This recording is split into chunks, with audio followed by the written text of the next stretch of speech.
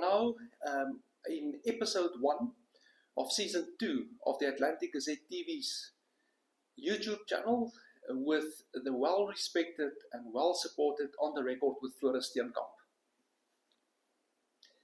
As you can see, we are busy renovating into a new home studio. We have made strides since we started with season 1. It had approximately 14 episodes. We actually wanted to do 15, but as you know, one's plans are not always your plans. But as you can see, we are striving towards a nice ambience. There's a lot of work still to do, but I can assure you one thing, and that's you will see very exciting changes happening on our Atlantic Gazette TV on our YouTube channel. And of course, we are looking at even more products. On the Record with Floris Steenkamp is only one of them. And I would really implore for your support, advertising support for this effort. As you can see, you can also view our previous episodes, and you will see that we are not really criticizing government, criticizing the private sector.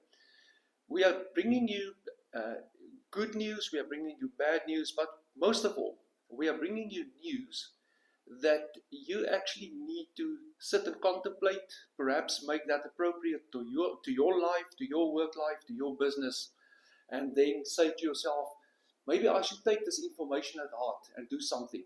So this brings me to this episode, the first episode's topic, and that is something that happened at the Walvis Bay waterfront, / the Walvis Bay Yacht Club on Sunday morning, the 26th of July this year.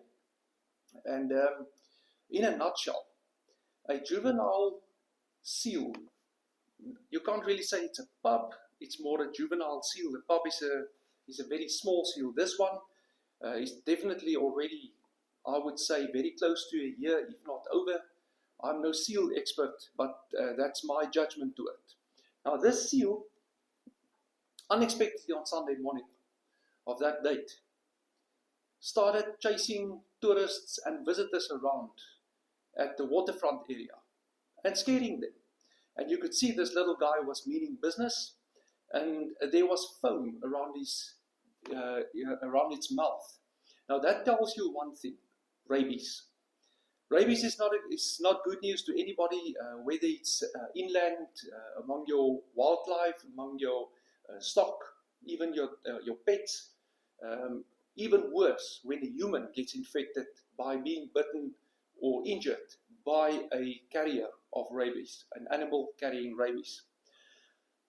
So after chasing the people around, and everybody were like going for high ground, and I don't want to dramatize this, this incident, but it was serious enough for people to contact nature conservation. And then the seal was gone for a couple of minutes, only to emerge at the Walvis Bay Yacht Club, and that's where the Atlantic Gazette was phoned, and we wasted little time in getting there. Upon arrival at the yacht club, we could see the seal on the beach. At that stage, it already chased a few people and basically scaring everybody.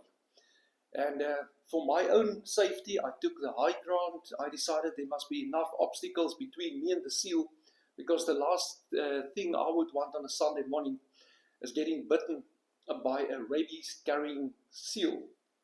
I can actually think of better ways to ruin my Sunday. Having said that, I witnessed the seal chasing people.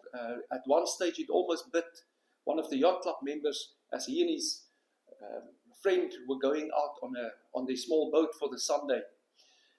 Not long afterwards, Nature Conservation arrived at the scene. In fact, the seal even charged at them, and it was decided that it be caught. But before that, the seal actually made very strange moves and actually exhibited very strange behavior. It would go for anything moving, including a bird that was merely coming to sit down on the beach area. That's what birds do. But this fella decided, no, not today, and he charged at the bird. And that's when I realized that we've got something at hand here. When nature conservation authorities arrived at the scene, officials first tried to basically corner it against the small jetty, the small craft jetty, and it didn't work.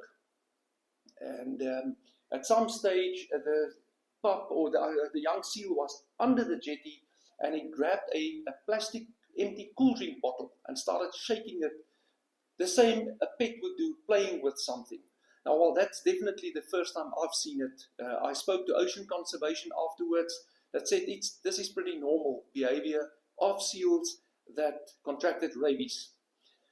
And from the footage with this, I don't want to go too long with it, you would see that it was very, very professional conduct by officials to capture the seal, to get it into a cage and carted it off.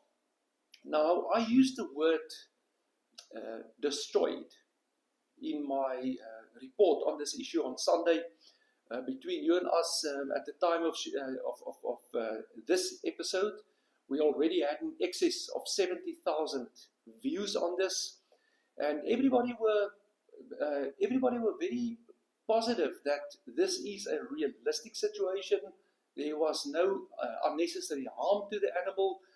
We know people are very, very touchy when it comes to wildlife and conservation, and obviously we all have the biggest respect for that because, simple, we are also the same.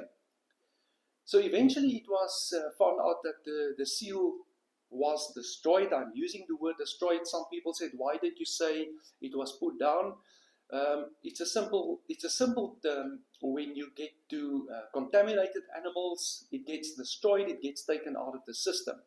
However, as rabies is identifiable in the brain of an infected animal, the brain was removed. I don't want to go into too much details of that, or maybe monsters or something taken, and they will now be conducting tests.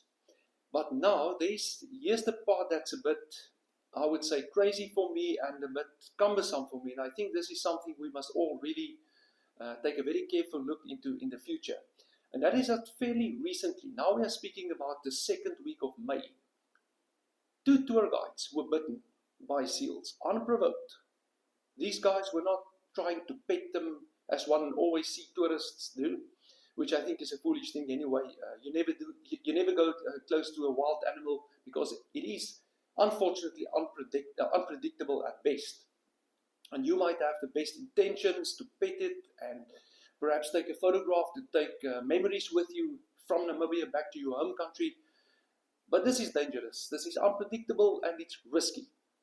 So number one, I would really want to know from the local marine tour industry, what are they going to do to mitigate the situation, not to have our tour guides in harm's way, least our visiting tourists, putting them into harm's way. And then secondly, this is alarming to see that the population of seals along the coast, rabies is actually growing by capita amongst these colonies. So from our authority side, what should we do? What can we do? And I guess I'm going to leave you with this.